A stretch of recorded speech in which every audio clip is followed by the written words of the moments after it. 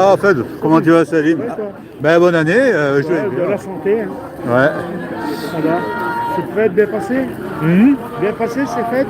Bon, bien agréable. Je suis parti voir un peu la famille. Ah, bah, ça va, c'est bien. Et toi, comment elles se sont passées? Ouais, normal, hein, comme d'habitude. Hein. Normal. Alors, qu'est-ce qu'il y a d'intéressant à nous dire de tout ce qui s'est passé ces derniers temps? Bah, l'actualité, elle est riche et pauvre à la fois. Ouais. Elle est riche de sensations avec l'attentat qui est aux États-Unis, les quelques catastrophes. Mayotte, j'ai un clin d'œil là-dessus, ça fout les bouts quand même. On a trouvé en moins d'une semaine 1 milliard d'euros pour construire la cathédrale. Et là, on a des humains, ça fait plus de 15 jours, il n'y a rien, c'est franchement dégueulasse. C'est franchement de la discrimination. En France, on n'est pas tous logés à la même enseigne. Et ça, c'est pas normal. Les responsables, ce sont nos élus politiques, qu'ils soient de gauche, de droite, les écolos, les syndicats. C'est vraiment franchement dégueulasse. Ils donnent à gerber ces gens. Quand on voit comment qu'ils manipulent les gens, comment qu'ils les maltraitent, comment qu'ils les affament, comment qu'ils les font passer pour des moins que rien. Mayotte, c'est un peuple, un département qui est en train de souffrir. Ça ne date pas d'aujourd'hui, mais malheureusement, ils ont tellement souffert qu'ils se sont retrouvés à une période de l'histoire à voter au RN, pas par adhésion, mais par pas par peur, mais par cri d'alarme, par un cri d'appel. Voilà ce qu'ils ont fait. Et là, les élus de droite, de gauche se sont vengés en délaissant le département. C'est franchement dégueulasse. Depuis le temps qu'ils n'ont pas d'eau, ils auraient pu au moins leur faire une station d'épuration, de traitement d'eau. Il y a la mer, on peut aller chercher. Là, c'est utile, bien que je sois contre les centrales de dessalement, mais là, c'est nécessaire, ils en ont besoin. On pourrait mettre en place un tourisme écologique là-bas, quelque chose de chicos. Il y a plein de projets qu'on pourrait mettre en place. Moi, je me rappelle que quand j'étais petit, j'avais un ami qui travaillait, son père il travaillait comme maçon, et ils étaient allés à Rabat pour construire une usine de dessalement. Donc en fait, on sait faire quoi depuis longtemps. Quoi. Bien sûr. C'est dégueulasse. Là on fait des économies de bout de chandelle suite aux erreurs, aux dérives et aux abus de la part de nos dirigeants politiques. Et ça depuis plusieurs décennies. Et le Mayotte, ils l'ont complètement oublié. Ils l'ont complètement oublié. Pour envoyer des expatriés avec des salaires qu'on a en France, là, on est fort. Envoyer des incites, des profs, des fonctionnaires, des policiers, des gendarmes, des secrétaires de mairie, ça, on est fort. Mais par contre, pour donner le même salaire pour les habitants qui sont là-bas, là, on ne sait plus faire. C'est de la discrimination. C'est clairement de la discrimination. C'est une apartheid. C'est clairement une apartheid. C'est dégueulasse. Macron, tu devras avoir honte. Tout ce que j'ai à lui. Il y a tellement de choses qui est là à son passif. Non, mais là c'est grave. Là c'est beaucoup plus grave. Là. Nous, en France, même si on a des difficultés de façon adhérée, se chauffer, se soigner, se nourrir de façon décente, maintenant, là-bas, on parle de boire un demi-litre d'eau par jour. De manger une boîte de sardines à plusieurs. C'est une abomination. Et en France, on se permet de jeter 30% de notre alimentation. Ça, c'est pas normal. C'est une injustice. On devrait attaquer l'État français pour ça. Et inclure tous les responsables politiques, qu'ils soient de gauche, de droite, ou écolos, ou des syndicats, ils ont tous leur part de responsabilité. Ils ont tous leur part de responsabilité. À partir du moment où c'est qu'ils font partie d'un système, d'un fonctionnement, ils deviennent complices. Je sais pas, tu as affaire à ce genre de situation, tu peux rien faire, tu démissionnes, tu refuses le poste. Mais ne viens pas prendre la fiche de paye qui va avec. Si tu n'es pas compétent ou tu n'es pas capable ou tu n'as pas les moyens. Mais ceux qui choisissent, ce sont les pires, ceux qui sont au pouvoir là, actuellement. Non, ça a toujours été ainsi. Avant, ça a toujours existé. Avant, il y avait plus d'argent, ça se voyait moins. Et en plus, avec les réseaux sociaux, ça s'est fortement amplifié, que plus rien ne passe. C'est vite mis en moins de quelques minutes, quelques heures. C'est véhiculé de partout. C'est la seule différence, mais ça a toujours existé. Non, c'est dégueulasse. Voilà, c'était mon coup de cœur de la semaine. Pour les Mahorais. D'ailleurs, on les appelle les Mahorais, mais je ne sais pas pourquoi c'est un département français, c'est Mayotte.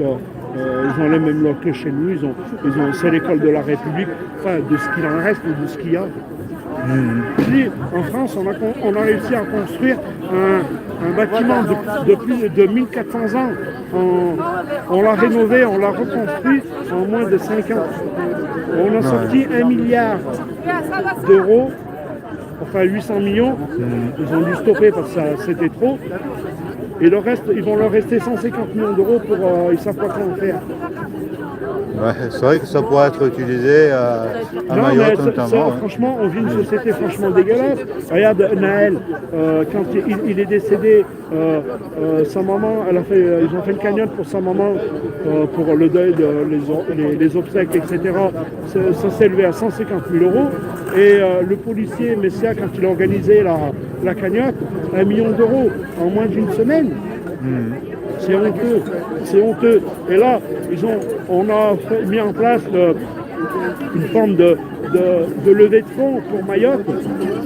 Ça a récupéré moins de 10 millions d'euros. C'est dégueulasse. C'est là où on se rend compte que l'humain n'est pas pareil. Franchement, ça donne à vomir. Ça donne à vomir toutes ces... Moi, j'appelle ça carrément du racisme. Et bien sûr, il y a eu le Mélenchon qui l'a ramené, qui a dit un truc franchement dégueulasse, qu'il fallait, par rapport aux cases, à l'époque, il fallait les raser, et puis il y en a d'autres qu'il fallait les laisser. Mais attends, ces bidonvilles-là, ça fait des décennies qui sont là, des décennies. Ça ne date pas d'aujourd'hui. Il y a des gens qui sont nés là-dedans.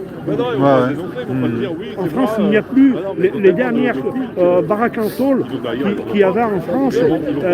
On les avait données aux Algériens qui venaient d'Algérie dans les années 60.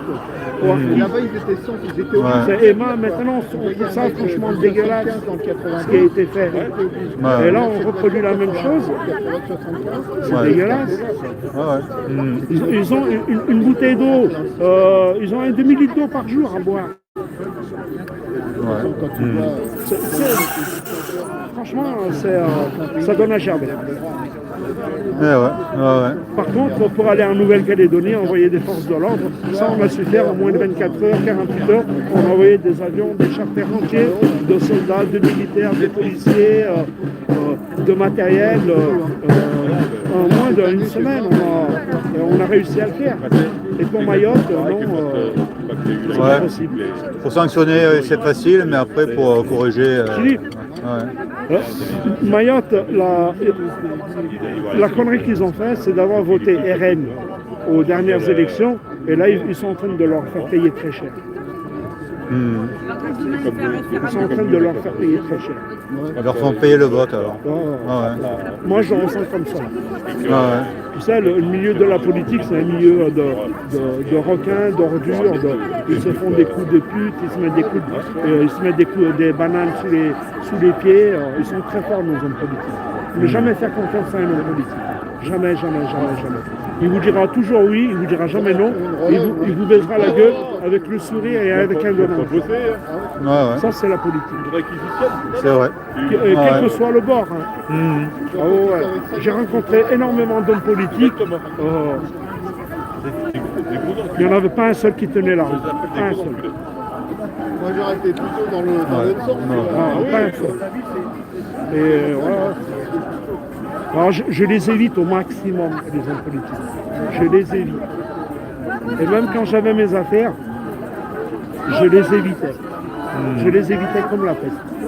Et ils venaient comme des clébards me voir, pourquoi? Parce que je menais souvent des actions, je montais souvent des projets, j'étais souvent cité dans la presse, et alors ils voyaient en moi quelqu'un qu'on pouvait récupérer. Alors ils sont tous venus me chercher dans mon magasin pour adhérer à leur parti. Ben non, j'ai refusé, et je refuserai, et je n'adhérerai jamais à un parti. Et qu'est-ce que tu en penses de Lucas qui essaye de faire quelque chose? Lucas, c'est le photographe. Lui, il essaye, tu vois, de faire passer des personnes au niveau des élections, tu vois, de présenter des listes. Il essaie un peu de jouer le jeu, mais... Avec Lucas, j'ai eu un petit parcours. On a organisé le premier salon municipaliste, place de la République. On s'est présenté à une liste au municipal, dans le 18e. Ouais. C'était une liste citoyenne où on s'engageait à installer de la démocratie. Et on a réussi à faire signer des chartes démocratiques à Hidalgo, à Alicia, à Rachida Dati et d'autres personnes aux dernières municipales. Voilà, bon, c'est la base de la démocratie au niveau communal. Mais après, au niveau régional, départemental et national, c'est autre chose. Ça fait depuis longtemps alors qu'il est... Ouais, ça fait un moment bon, je ne veux pas être mauvaise langue. Mais bon, il se bat pour une démocratie. Ça, c'est un peu un hamster qui court dans une cage. Ouais, dis donc, tu doutes de l'efficacité de son action. Tu penses que bon, c'est pas... C'est compliqué et surtout, il faut avoir beaucoup d'idées, de réflexion. C'est pas tout le monde qui est... c'est simple. La démocratie, Aristote parle de démocratie ainsi que Voltaire. La démocratie est une atteinte à la liberté individuelle. Et seule la démocratie par tirage au sort, elle est valable et elle tient la route. C'est le seul moment où c'est que tu te retrouves égal à un puissant. Par la démocratie, par tirage au sort. Oui, c'est vrai que le tirage au sort, normalement, on ne peut pas tricher. Quoi qu'il serait capable, tu sais... Mais bon, tu as une association qui fait un super travail. J'avais fait un live avec eux. C'est Fréquence Commune, qui eux sont un laboratoire de recherche démocratique. Ils organisent des ateliers. Il y a eu des listes au début des Gilets jaunes au municipal, suite au mouvement. C'est des listes citoyennes, démocratiques, participatives. Et il y a eu pas mal d'élus. Et parmi ces élus-là, ils ont été accompagnés, briefés, ils ont fait des conférences, des réunions pour avoir un recul sur leur passé de citoyens et maintenant d'élus avec les chapes tricolores. Pour eux, il y a beaucoup de choses qui ont changé. Comment affronter l'opposition, comment répondre administrativement, etc., etc. Tout ça, ça ne se fait pas n'importe comment. Et eux, Fréquence Commune, ils accompagnent toutes ces personnes. Alors ils reçoivent beaucoup de sociologues, de chercheurs de l'étranger et de France. Fréquence Commune. Ah ouais. Et ils ont des députés actuellement, Fréquence Commune, ils ont des élus à l'Assemblée nationale. Non. Des maires. Ouais, ils ont beaucoup de conseils municipaux, des maires, ils ont pas mal d'élus. Pour le moment, c'est au niveau municipal. C'est parce que, pourquoi au niveau municipal, c'est ce que je conseille, c'est la démocratie, avant tout, c'est une éducation. Il faut accepter la décision de l'autre, même si on n'est pas d'accord. Par contre, c'est vrai qu'on a des compromissions. Il faut du dialogue. Et ça, c'est une éducation. Et est-ce que tu penses que le mode, disons, la façon dont les votes sont, l'organisation, est-ce que, disons, c'est fiable? Par exemple, pour pouvoir se présenter aux élections présidentielles, il faut avoir 500 signatures parmi un certain quorum. Disons là, déjà, le jeu semble un peu... Non, pas forcément. Non, pas forcément. Tu as des petits candidats qui ont réussi à se présenter. Hein. Il sais, encore une fois, quand tu es petit, tu es tout seul, tu n'as pas beaucoup de monde derrière toi. Et quand tu es gros, tu as un parti politique, tu as du monde. Et pour faire un maillage territorial, aller dans toute la France, frapper au porte à porte, aller demander des signatures, il faut du monde, il faut du temps et de l'argent. Et un petit parti, enfin, des simples citoyens, c'est difficile pour eux. Il faut s'y prendre longtemps à l'avance. Donc il faut passer par un parti. Et là on tombe toujours sur le même système. Pour te présenter aux élections, tu es obligé de faire un parti politique. Et après le parti, il faut qu'il soit bien financé, il faut aussi qu'il ait du soutien. Non, pas. Nous, on s'est présenté aux élections municipales. On aura pu se présenter aux élections présidentielles ou la députation européenne ou quoi que ce soit. Lucas de Paris, il a déjà fait des listes. Je crois même au départemental. Et toi, tu es déjà présenté ou pas? Ah non. Moi, je crois. Pas pour toi, quoi, disons. J'ai aucune ambition. Ah oui, c'est vrai que tu avais même évoqué le fait que tu ne voulais pas t'éloigner au maximum disons, du monde politique ou des personnes qui sont... Et je ne partage pas leurs idées et encore moins leurs valeurs. Les gens, souvent, qui sont atteints de troubles psychiatriques, psychologiques, qui sont autoritaires, possessifs, manipulateurs, sexistes, tout ce qu'on veut. Psychopathes. Ouais, il y en a, ben oui. Vous savez, quand vous voyez un homme politique ou une femme politique devant vous, quand il y a les bulletins de genre en jeu, ils sont bien mignons, tout doux, ils vous passent bien le savon. Mais si vous les avez à dos, croyez-moi que vous allez voir les pires monstres. Vous allez voir la façade qui va s'afficher à vous, et là, c'est leur vrai visage. Ouais. Ils sont très méchants, les hommes politiques. Ils n'ont aucune empathie, aucune humanité. C'est des requins. D'ailleurs, ils ont été formés pour ça. Pour arriver au sommet de l'État, il faut en couper des têtes. Ouais, il faut marcher sur les autres aussi. Ouais. C'est exactement ça.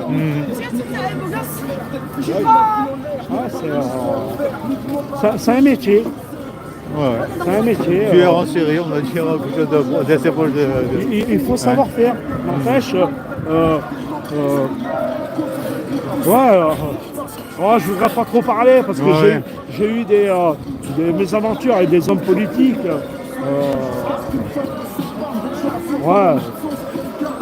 De véritables crapauds. Et quand je dis j'ai eu des aventures de façon directe avec eux. Des prises de bec, je ne me suis jamais laissé faire. Mais par contre, ils m'ont bien pourri la vie par là. Ce que je me disais, quand tu m'as dit ça, je me suis dit, ils ont dû te le faire payer. Quoi. C'est des véritables salopes. Ils se servent des institutions pour te pourrir la vie. Comme moi qui étais commerçant, artisan commerçant, quand j'étais ici à Paris, entre les contrôles d'hygiène, fermeture administrative, enlèvement de voitures par la préfecture, etc., ils se servent des outils de l'État à des fins personnelles. Alors moi, quand j'entends des gens qui sont contre l'intelligence artificielle, ces gens-là ne connaissent pas le sujet. Parce que s'ils auraient été discriminés, comme moi j'ai été discriminé, s'il y aurait eu un ordinateur, un logiciel, ces gens-là n'auraient jamais eu les moyens et le pouvoir de venir me faire chier chez moi. Parce que je m'explique, s'il y a un contrôle, et c'est l'ordinateur qui décide si on doit vous mettre une amende ou pas. Mais c'est pas à la tête du client. Moi, je préfère que ce soit l'ordinateur qui décide. Après, ils peuvent aussi utiliser l'intelligence artificielle pour te cibler, pour... disons, tout dépend aussi comment cet outil est utilisé aussi. Il est là le problème, c'est que c'est des humains qui sont derrière, mais si ce serait l'ordinateur qui serait un algorithme qui gérerait lui-même sans aucune intervention humaine, là ce serait intéressant. Parce que le problème c'est l'humain qui est derrière, qui va manipuler. Si toi c'est ton pote et toi tu commets les pires saloperies, ton pote il va t'arranger. Si tu fais une demande de logement, c'est un ordinateur qui gère. Il n'y a pas de priorité ou non, c'est l'ordinateur. Voilà, telle personne, elle a déposé son dossier à telle date. Le temps d'attente, il est de temps. L'ordinateur, il décide à qui il va donner le logement. La priorité, c'est une femme avec 3 enfants, mais ça ne va pas être mon copain, ma copine, parce que mon pote, il m'a rendu service, alors je vais lui donner un logement social. Et ça, dans tous les domaines, hein, que ce soit dans les subventions. Par les contre, dans autorisations. l'éducation, je ne sais plus comment ça s'appelle déjà, tu sais, il y a le choix des écoles qui passe par une sorte de mode de sélection. Là, je ne me rappelle plus comment ça s'appelle ce truc-là. C'est quand tu dois passer dans les études, les écoles. Ils ont inventé une sorte d'algorithme qui permet de sélectionner les classes auxquelles tu peux prétendre. Et a priori, il y a pas mal de problèmes avec ça. J'ai oublié le nom de ce machin-là. Ouais, pour les Parcoursup. Ouais, Parcoursup, ouais, c'est justement mais, ce terme.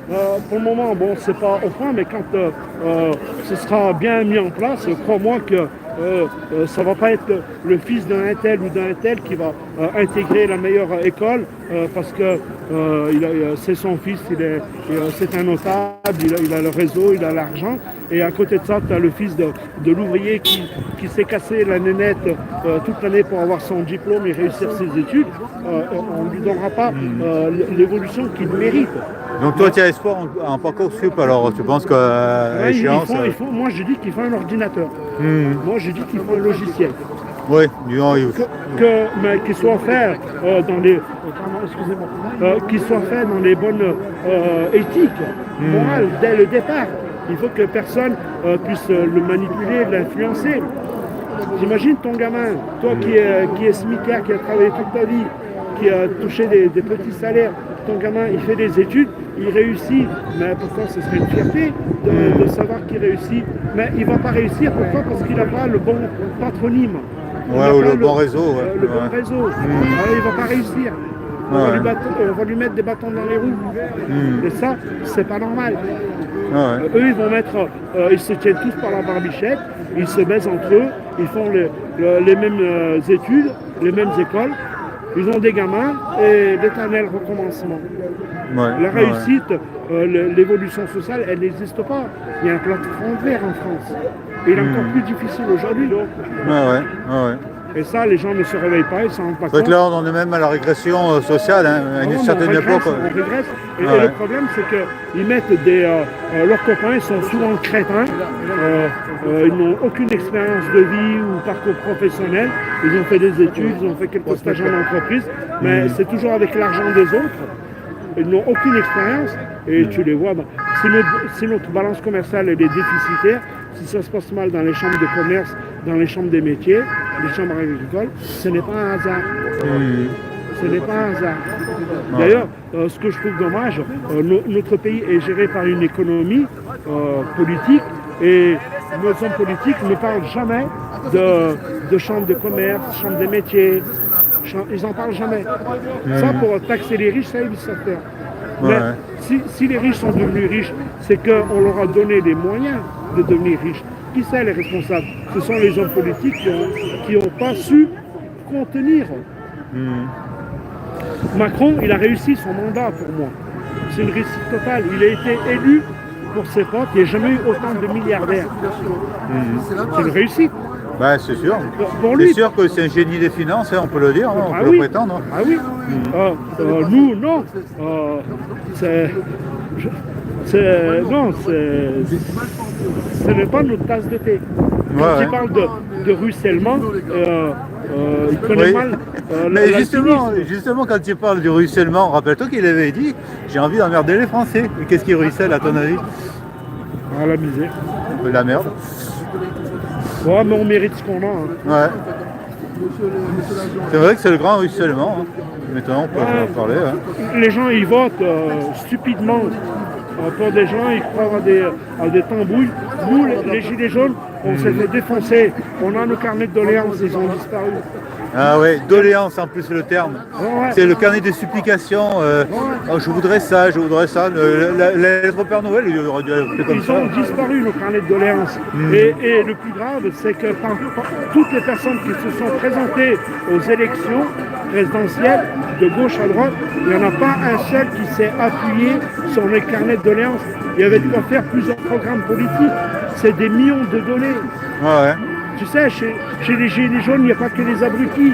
Tu as des profs, des médecins, regarde. des chercheurs, des artisans, des agriculteurs, des retraités, des gens qui ont roulé leur bosse, qui connaissent très bien leur sujet. Et on nous fait passer pour les abrutis, on nous écarte du savoir et de la connaissance. Tout Ouais. est fait. Nous, notre savoir, notre connaissance, on a été les chercher par nous-mêmes. Elle est là la différence. Mais eux, Ouais. ils s'installent. Ça ne peut pas marcher. Ouais. Et c'est des requins, parce que pour les déloger, pour moi qu'ils sont forts. Ouais, de vrais arapedes quoi. Ah ouais, ils sont malades. C'est des manipulateurs, menteurs, hypocrites. Enfin, la plupart, hein. Ouais. Tous ceux que j'ai pu rencontrer, ils avaient ce profil-là. Ouais. Alors, moi, je les évite comme la peste, quel que soit le bord confondu. Parce que je sais qu'ils ne sont pas sincères et qu'ils n'ont rien à me proposer. C'est vrai que je connaissais quelqu'un qui avait voté pour la gauche. Et cette gauche avait laissé passer Borne et comment il s'appelait déjà l'autre, la Darmanin. Et il était dégoûté, je peux te dire. Tiens, sors-toi.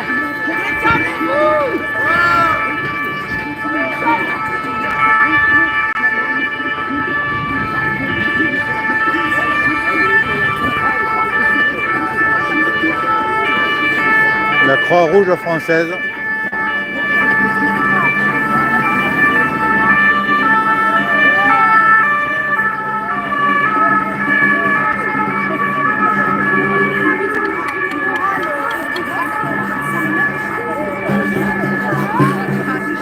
Il y a quelqu'un qui a dit, écrit, l'ordinateur, c'est comme les statistiques, hein, on lui fait dire ce qu'on souhaite. Bon, oui, il a raison, mais si ton ordinateur il est programmé pour des données bien définies, claires, tu tricheras pas avec lui. Ouais. Si on te, voilà, tu mets, tu passes un concours, tu mets pas ton nom, tu mets pas ta photo, tu mets pas ton origine, tu mets pas ta région ou le quartier où tu habites, Ouais. et tu remplis tous les questionnaires avec une empreinte digitale, un numéro qu'on va tirage au sort que tu vas récupérer. Tu déposes ton dossier, l'ordinateur qui le traite, le fils du pistonné ne pourra jamais te passer dessus, il ne pourra jamais passer devant toi si tu es meilleur que lui dans les résultats. Alors, je vais te citer un exemple. J'avais un ami qui passait le concours en médecine à Marseille et devait passer un QCM. Et ce QCM, en fait, il ne pouvait pas leur utiliser un stylo, il était obligé d'utiliser un crayon papier. Alors, tu vois un peu, hein. Crayon papier, la gomme, elle peut passer derrière après. Ouais, bah oui. C'est bien pour ça que l'ordinateur, lui, c'est comme un distributeur de banque. Ouais. Et lui, il ne se trompe pas. S'il est programmé, il ne se trompe pas. Mais encore une fois, il faut que ton ordinateur soit calibré par des gens de bonne moralité. Et c'est ça le problème. C'est ça le problème. Et là, C'est l'humain qui est derrière. C'est l'humain. Et là, tu ne pourras plus tricher. disons là, c'est vrai qu'il faut être disons que ce fameux. Je prends un autre exemple. Souvenez-vous à l'époque, quand il y avait les PV, c'était les policiers qui mettaient les PV, comme cela. Il y avait beaucoup de... Si vous connaissez un policier ou un coup de piston, il vous faisait sauter vos PV. Mais c'est que là, maintenant, on ne peut plus le faire. Même les policiers eux-mêmes ne peuvent plus intervenir. Ouais, c'est vrai qu'à une époque, ils ont serré les vis. Ouais, pourquoi Parce qu'il y a un logiciel, c'est tout centralisé à Nantes. Quand ta photo, elle est prise ici, là, à Paris, c'est Ça part plus dans le commissariat où c'est que c'est trié. Salut, ça va? Meilleur vœu, meilleur De vœu. la santé. C'est trié. Meilleur vœu, ouais. C'était trié et puis on pouvait choisir les PV qu'on mettait, qu'on pouvait récupérer. Mais c'est que là, vous ne pouvez plus le faire. Et même les policiers ne peuvent plus le faire. Et ça, Ouais. c'est bien. Au moins, on est tous logés à la même enseigne. Quand ouais. tu prends un radar, ça part à Nantes, les trésors publics, ils te tapent dessus, même si je suis contre. Hein. Mais la méthode, elle est bonne. Et ça, il faudrait le dupliquer sur l'ensemble de notre société. Et on n'aura plus de corruption, on aura plus de passe-droit et de clientélisme. Ouais, maintenant. Et crois-moi que la façade de toutes les grandes écoles des futurs dirigeants, elle va changer. On aura des gens de qualité, de bonne moralité et surtout ultra compétents.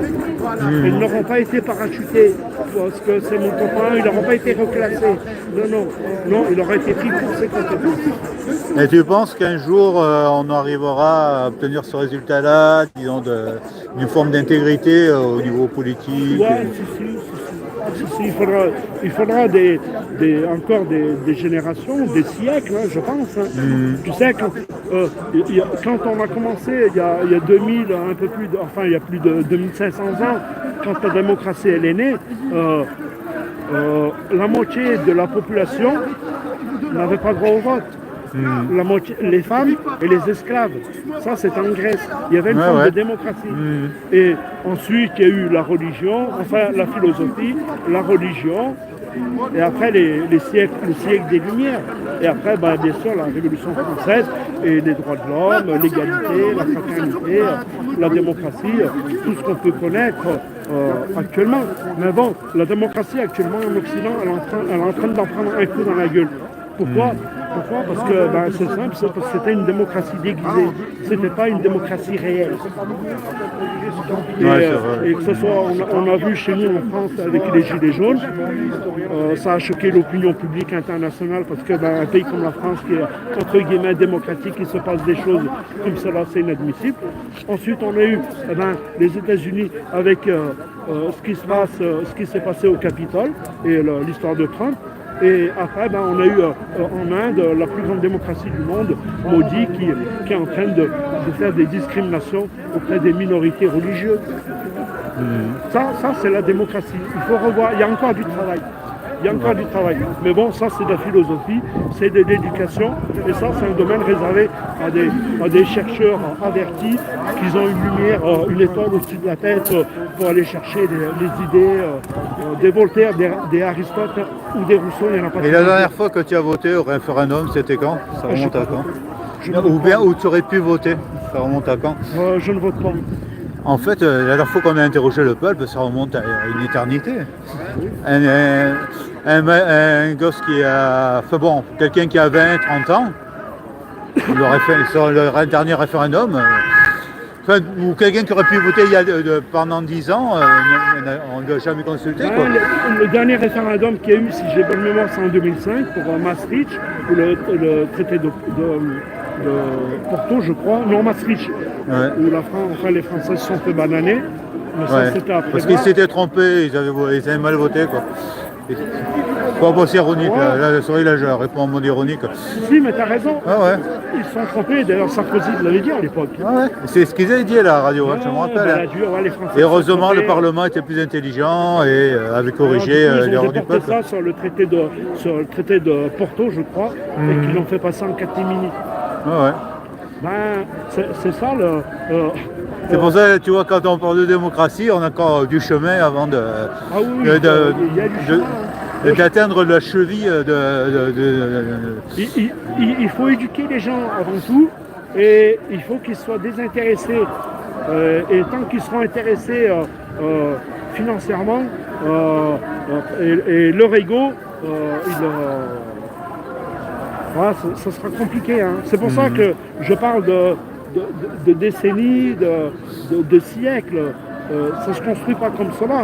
Hein. Et la démocratie, elle n'est pas figée dans le marbre. Je vais t'en donner la preuve. Regarde, aux États-Unis, on a revu pas mal de lois qui ont été votées qui sont antidémocratiques que Trump va faire passer. Nous, en France, l'avortement ou même la peine de mort, on va les inscrire dans la Constitution parce qu'on n'est pas sûr de retour en arrière. d'un retour en arrière. Et ça peut être dans différents domaines. Ça peut être l'esclavage, la discrimination. Regardez, en France, en 1945, sous le régime de Pétain, on avait revu le code de la nationalité pour les juifs dans le département de l'Algérie. Ils avaient perdu leur statut. On avait tout retiré.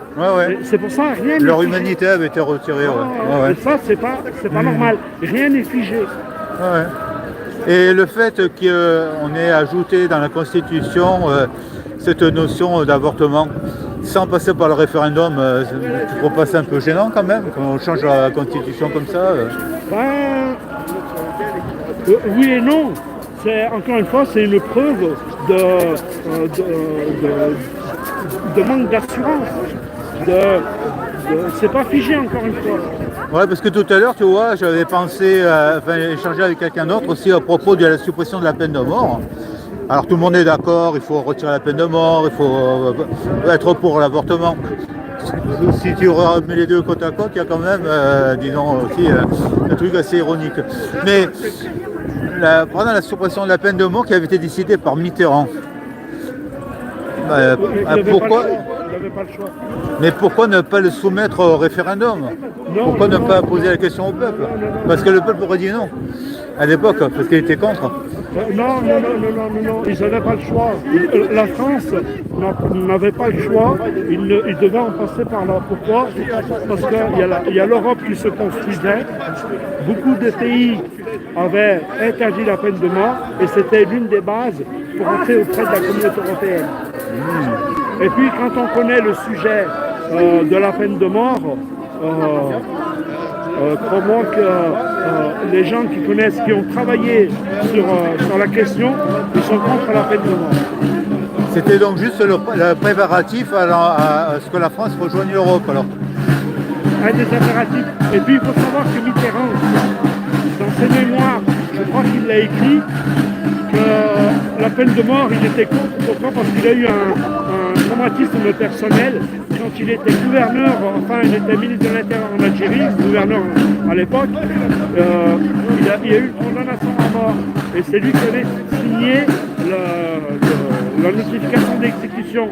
Et alors, la personne d'origine, un gars du SLN, je crois, il a été condamné à mort à 3 reprises. Ils se sont pris pour lui couper la tête. À 3 reprises. Et ça a profondément choqué Mitterrand. Normalement, ils auraient dû essayer une première fois. La machine, elle tombe en panne. La lame, elle se coince. Okay. Ils auraient dû le gracier. Bon, je sais pas, on te met devant le peloton d'exécution, on te tire dessus, il n'y a aucune balle qui te touche, et ils t'ont tous visé. Tu en feras boire à ceux qui vont te tirer dessus, quoi. Alors. C'est quoi? Lui, la lame, elle s'est arrêtée. Ça, dans les années 50, 54, 55, dans ces années-là. Et ça a profondément perturbé Mitterrand. Et comme il était ésotérique, il s'est dit c'est le main de Dieu à 3 reprises, et il s'est acharné. Il s'est acharné jusqu'à obtenir la tête de la personne.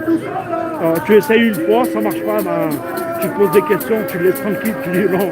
Peut-être qu'il y a un signe. Après, peut-être que le bourreau, tu as aussi payé un petit peu, tu as un peu menacé la famille. Non, c'est une histoire qui mérite d'être racontée. Un signe du destin, alors, ou un signe, quoi. Et ça s'est passé sous l'ère Mitterrand, quand il était en Algérie à l'époque. Et puis, quand on condamne une personne à mort, si c'est une erreur judiciaire, on ne revient pas dessus. Voilà, c'est ça. C'est vrai, à l'époque, tu vois, justement, où ils évoquaient le fait qu'on allait supprimer la peine de mort, moi je pensais qu'on allait me poser à moi, en tant que citoyen, de voter. Et j'étais en train de réfléchir pour le pour et le contre. Et justement, j'avais amorcé la réflexion, mais j'ai jamais abouti à ma réflexion finale pour savoir si je voterais oui ou non aujourd'hui. Parce qu'en fait, on m'a pas laissé le choix de voter. Je vais te dire, c'est simple. Il y a des études qui ont été faites. il faut savoir qu'en France, il y a un collectif de prisonniers de longue peine, plus de 20 ans, 30 ans. Et pour beaucoup, ils réclament le suicide. Pourquoi? Parce qu'ils ont commis des actes ignobles et ils ont échappé à la peine de mort. Mais du fait de les garder vivants en prison, ils sèchent dans la prison.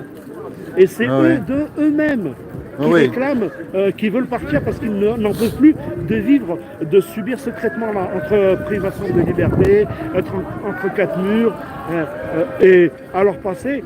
Ils réfléchissent tellement qu'ils en réclament leur propre suicide. Ces conditions aussi de détention qui sont difficiles pour eux, alors c'est le remords d'avoir commis certaines choses. Les conditions qu'un prisonnier reste un prisonnier.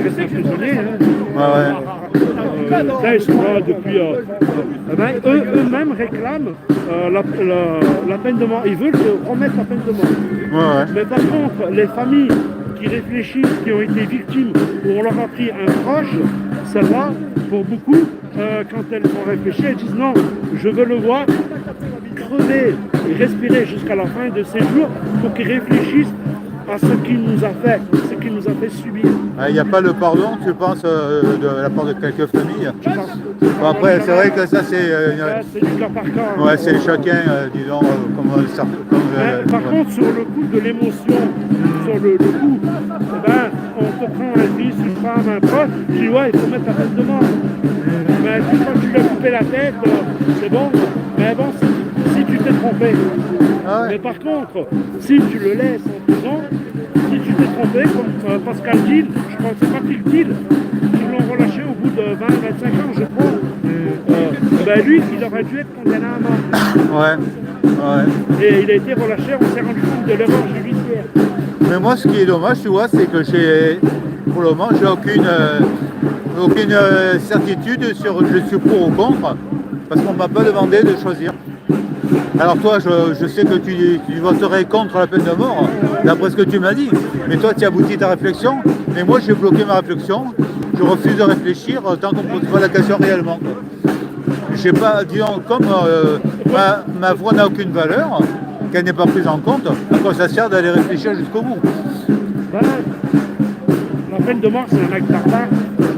C'est un acte barbare. Oui. C'est un acte définitif. Toi, tu as déjà tué quelqu'un? Non.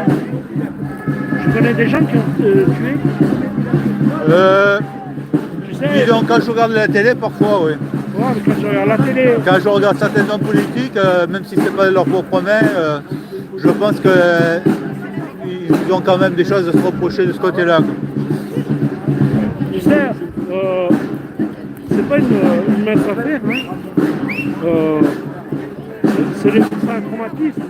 Tuer quelqu'un, c'est faire des cauchemars, c'est plus avoir une vie normale. C'est un acte qui te suit toute ta vie. Bien sûr. Un bourreau, c'est pareil, même s'il est payé. Tu sais, même les gars, quand ils bossent dans les abattoirs, pour beaucoup, ça les traumatise. Ça, il faut le savoir. Ça, on est des humains. Non, mais c'est vrai que on là... s'est écarté de la barbarie au fil des siècles. Non, mais le point, moi, qui m'embête le plus, c'est qu'un homme décide à la place du peuple. Pour moi, le peuple doit choisir à la place d'un seul homme. Je ne suis pas tout à fait d'accord. Pourquoi? Je prends le cas, je crois que c'est en Bolivie. En Bolivie, ils ont mis une justice citoyenne populaire. Et il n'est pas rare, à l'entrée des villages, dans certains villages, on retrouve des cadavres accrochés à l'entrée du village. Tout le monde sont des cow-boys. Il a volé une vache, il a volé une pomme, on va l'exécuter. Tu sais, c'est comme les personnes qui sont contre la police. Ils n'ont pas réfléchi à la question. Si tu enlèves la police, qu'est-ce qui va prendre la place? Ouais, mais là, c'est en fait... Tu te fais, c'est l'ami et tu te fais lyncher. N'importe qui va aller voler une cigarette, on va le retrouver, on va le lyncher. C'est horrible. Pour une cigarette, tu vas aller pour une pomme, pour n'importe quoi, tu vas te faire lyncher comme cela. Et est-ce que tu es favorable à la suppression du jury populaire? Non, je suis pour. Donc tu préfères un jury populaire qu'un magistrat Ben, il faut, tu sais, il suffit que tu aies 2-3 affaires type pédophilie avec meurtre des enfants comme cela. Tu montes ça en épingle dans les médias, tu en mets 2-3 qui se suivent. Crois-moi que l'opinion publique, si tu leur mets un référendum, ils vont tous te mettre la peine de mort. Ils vont être sous le coup de l'émotion. Tiens, nous, on est émotifs et les médias renvoient beaucoup de... ils nous travaillent à la taille pour faire passer des trucs à gerber. Et, ça va, non? Bonjour. Ça va. Ça, ils te mettent des trucs à gerber, de quoi... Oui, bien sûr, pour influencer. Ben, c'est simple. Si tu regardes la télé, les informations au mois de janvier, jusqu'à la fin de l'année, tous les jours, tu fais une dépression. Et si tu le regardes jusqu'à la fin de l'année, tu fais un suicide. Ouais, moi, comme je ne regarde pas la télé, tu vois, je ne serais pas influençable par ça. C'est comme toutes ces personnes là, qui sont sur les réseaux sociaux, qui regardent tous les contenus. Vraiment, en général, tu choisis ce que tu regardes aussi. Tu regardes ce qui t'intéresse. Ouais, ça les travaille, les gens, hein, tu sais, l'émotion, les images, le contenu. Tu fragilises vite ton cerveau, hein. Tu te fais vite avoir par toutes ces émotions, ces messages. Comme on a fait pour, je sais pas moi, actuellement, là en France, il y a une campagne qui est menée depuis plusieurs années, algérianophobe, contre les Algériens, ou contre les Roumains. Regarde l'image des Roumains. Chaque fois que tu parles d'un Roumain, c'est tout de suite péjoratif. Et ça, c'est les médias qui l'ont construit. Comme là, sur l'Algérie, sur les franco-algériens, ils s'essuient les pieds. Tout le monde, il y a beaucoup de critiques, même quand ça va être sur les réseaux sociaux, tu vois des trucs mais horribles. Tu as une partie de la communauté juive, une partie de la communauté marocaine, une partie de la communauté tunisienne, une partie de la communauté française, et puis d'autres, même des blacks, qui te font des vannes sur la communauté algérienne. Là, il y a une campagne actuellement anti-algérienne en France. Et c'est sur les médias BFM, de partout. Chaque fois que tu allumes la télé, quand on parle de l'Algérie, c'est toujours oui, négatif. une agression, il y a eu ceci, cela. C'est toujours un OQTF, un ci, un ça. C'est constamment. C'est ce que... c'est franchement dégueulasse. Et ça, c'est les médias et les gens, quand tu parles de peine de mort, de démocratie, moi je pense que les gens ne sont pas mûrs encore. Ils ne sont pas préparés. Tu leur mets 2-3 histoires comme cela, c'est bon, tous les musulmans c'est des terroristes. C'est comme si moi, je veux dire, tous les Français, tous les Blancs, c'est les racistes. Non. Et là, la campagne qu'ils sont en train de mettre en avant, c'est pour faire pousser le Front National ou le Rassemblement National pour avoir toujours l'opposition. Ils n'auront rien. En fait, RN, il n'aura rien. Non, mais comme Mélenchon, il n'aura rien. Non, mais ça, c'est le fait qu'il lance cette campagne, c'est qu'il y a un calcul derrière, un intérêt, je pense. Ouais, mais après, je cherchais à savoir quel était... Je ne fais pas de soucis pour la France. Je ne fais pas de soucis. Elle est suffisamment forte, riche, administrativement, culturellement, dans tous les sens du terme. La France, c'est un pays qui a une grande expérience des mouvements sociaux. On en est quand même à la 5e République. On appelle 5e République, mais à vrai dire, elle fonctionne comme s'il y avait une 6e République. C'est quand les gens veulent changer des... Voilà, dans nous offre des biscuits. Rose de Reims. C'est que pour les filles. On change de sexe alors. Voilà, elles sont... Merci à toi. Hein. Merci. Alors ce sont des roses de Reims. Je peux le filmer pour montrer? Voilà, alors, merci. C'est très sucré. Faut le champagne après, c'est ça? Biscuits roses. Ça plein des biscuits à la Avec une coupe de champagne, tu peux mettre un peu dedans. Vous devenez exigeants là, les gilets jaunes. T'as vu, c'est ça, hein? Mais moi je dirais ça gâcherait le champagne quoi. J'ai vu du champagne le premier de l'entreprise, mais j'ai vu du champagne. Vous avez vu du crément? Ah non. J'ai pleuré la gueule au champagne. Toute seule, la bouteille qu'on t'a fait. Ouais, bah oui, j'ai même ouvert une bouteille de rosé pour bien le terminer. Voilà. Ouais.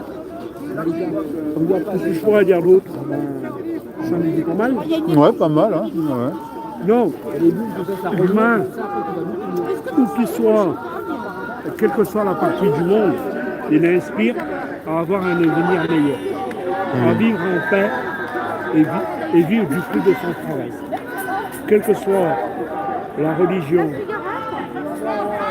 le pays, la langue, partout c'est pareil. On est tous pareils. Il ne faut jamais l'oublier. On est tous des hommes, c'est vrai. Ouais. Mais